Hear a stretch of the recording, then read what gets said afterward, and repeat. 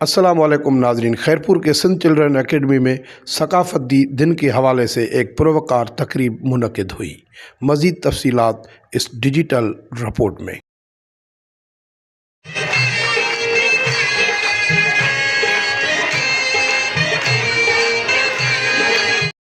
नाजरीन, Sindh children's academy Khairpur में 1 December के सिंधी टोपी अशरक दिन के सिलसिले में पुरवकार तकरीब मुनक़िद हुई, जिसमें एकेडमी के चेयरमैन कुर्बान मंगी, डायरेक्टर इरफान मंगी, प्रेस क्लब के सदर खान मोहम्मद खान, सुप्रीम कोर्ट के वकील मंजूर हुसैन लाड़क, प्रोफेसर अली रज़ा लाशारी, मारूफ शायर अमर इकबाल और अदाकार मीर सोबदार सईद अख्तर खोखर, सीनियर साफ़ी अशरफ मुगल, सलीम रज़ा शेख, कहानी नवीस इब्राहिम खल, फयाज शेख, गुल मीर फुलपोटो, अली रज़ा लाशारी और डॉक्टर बुशरा तकरीब के मेहमानाने खुसूसी थे।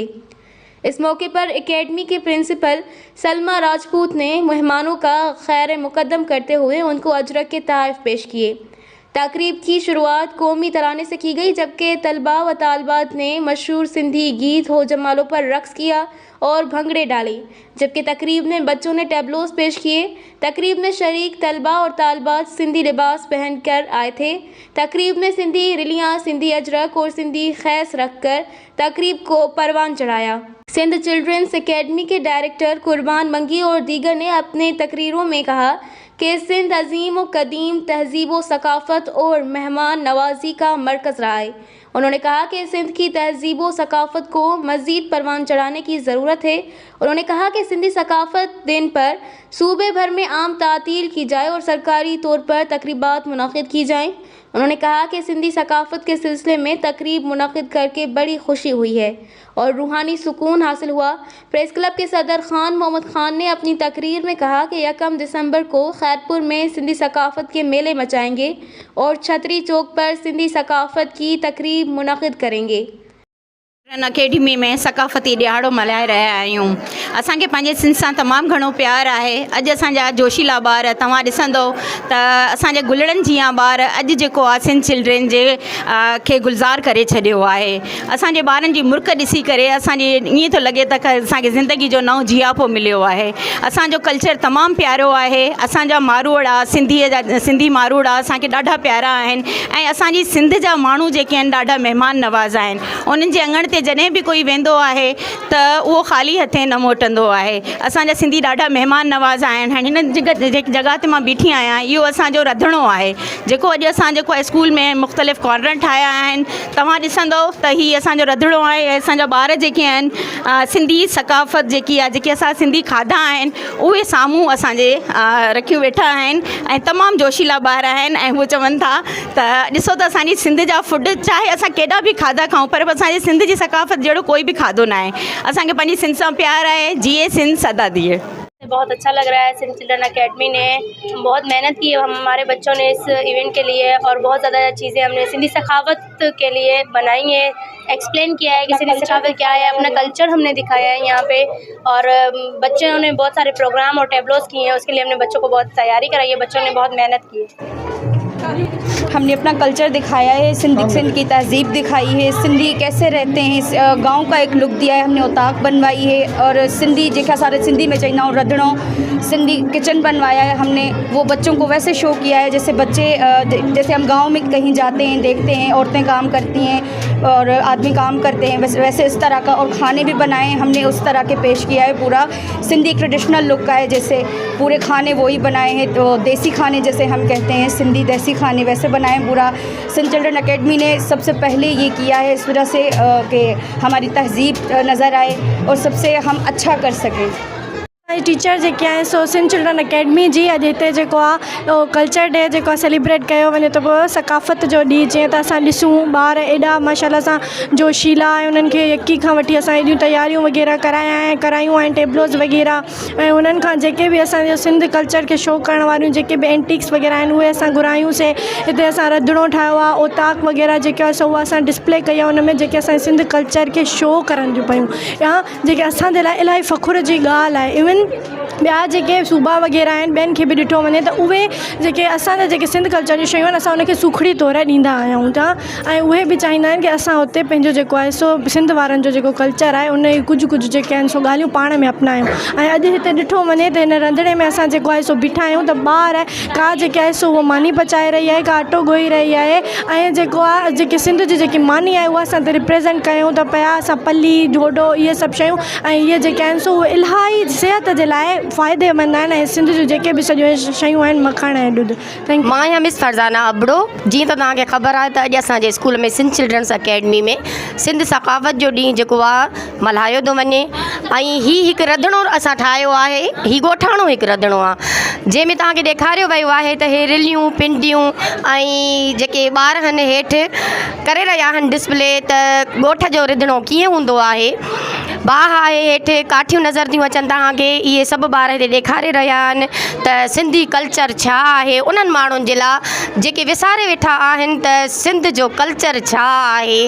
असांजा सिंध जा अॼु बि सुजाॻ आहिनि सिंधी, असांजी सिंध जा अॼु बि सुजाॻ आहिनि सिंधी ऐं पंहिंजे कल्चर खे अॼु बि उन पुरजोश अंदाज़ सां मल्हाए रहंदा आहिनि जेके असांजा वॾा पहिरियों मल्हाए रहिया हुआ।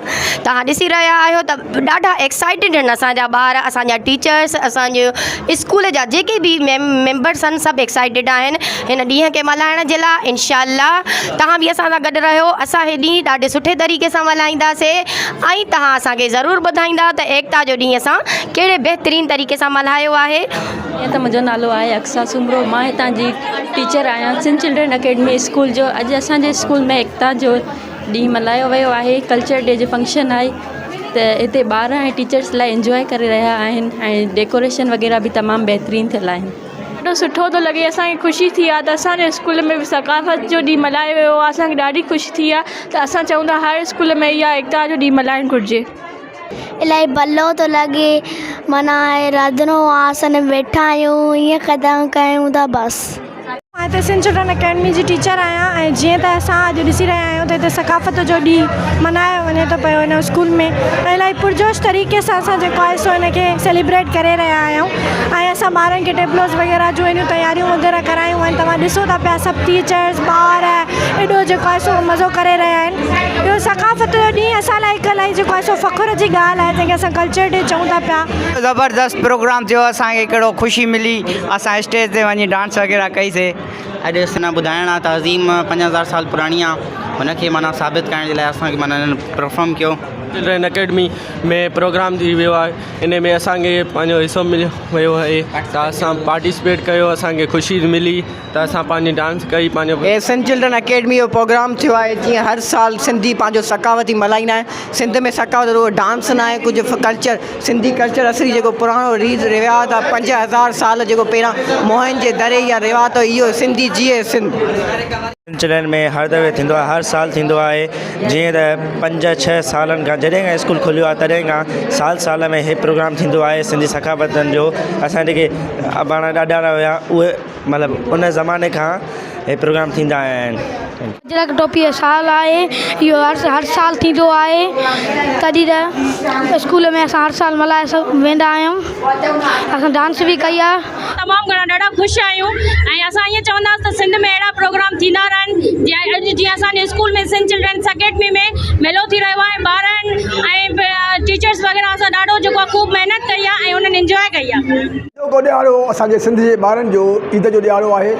असांजी सिंध जी जेका सकाफ़त आहे उहा 5000 साल पुराणी आहे। असां चाहियूं था त पंहिंजे ॿारनि खे ॿुधायूं त असां केतिरा पुराणा आहियूं ऐं केतिरा तहज़ीब याफ़्ता आहियूं ऐं असां दुनिया में पंहिंजी सकाफ़त खे पंहिंजी ॿोली खे रोशनास कया आहियूं। ऐं हिन मेले जो मक़सदु इहो बि आहे त असां पंहिंजे हक़नि जे लाइ बि जाग खोलियूं ऐं हीअ जेको सिंधु दरिया ते जेको धाड़ो लॻी रहियो आहे उनखे रोकियूं ऐं असां पंहिंजे ॿारनि जूं लिकियल सलाहियतूं उजागर कयूं त उहो जीअं हू इल्म में अदब में ऐं दुनिया जे ॿारनि सां कुल्हो कुल्ह में मिलाए करे मुक़ाबिलो कनि। में रिवादारी, मोहबत, अहिंसा ऐं पाण में ॿधी ॾियण जो सबूत ॾींदो आहे। उन जे करे असीं हिन खे मुख़्तलिफ़ नारनि ते सिंधी माण्हुनि में सुजाॻी आणण जे लाइ मल्हायूं था।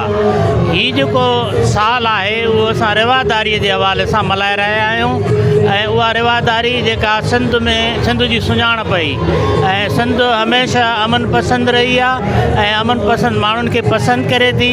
हिते को बि दहशतगर्दी इंतिहा पसंदीअ जो अमल असां बर्दाश्त न कंदासीं। तंहिंजे करे ई असां पंहिंजे ॿारनि खे बि इहो पैगाम ॾियूं था त हू बि इन मसइले खे सम्झनि ऐं पंहिंजो किरदारु अदा कनि ऐं असीं पंहिंजे सकाफ़त जे हवाले सां अजरक टोपीअ जे हवाले सां गॾु आहियूं ऐं इहो मोहबत जो पैगाम जेको शाह लतीफ़ ॾियो आहे, सजण ऐं साणे कंहिं अणासी विसरे हैफ़ तनी की होए वतन जिन विसारियो, ऐं अॼु बि इन जो वरजाह करियूं था। महिरबानी।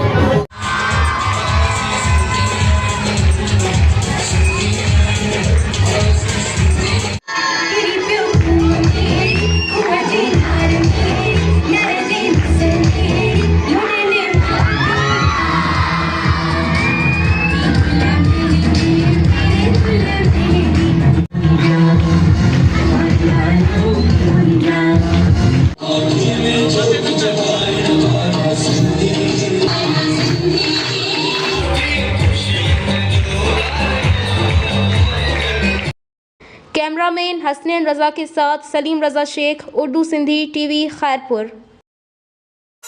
For more videos, audios and print material, visit our YouTube channel and click the bell icon.